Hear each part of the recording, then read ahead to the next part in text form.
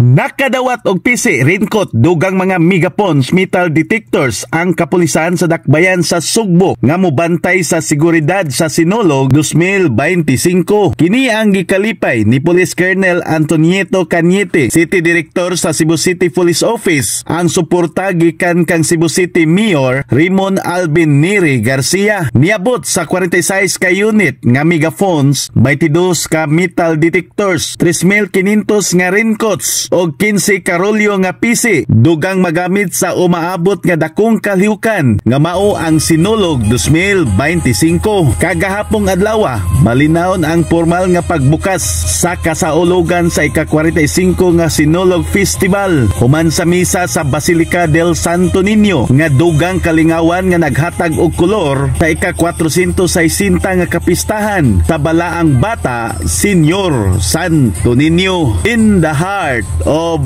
changing lives, ako si Brigada Alan Tangkawan sa 90.7 Brigada News FM Cebu, a Music and News Authority.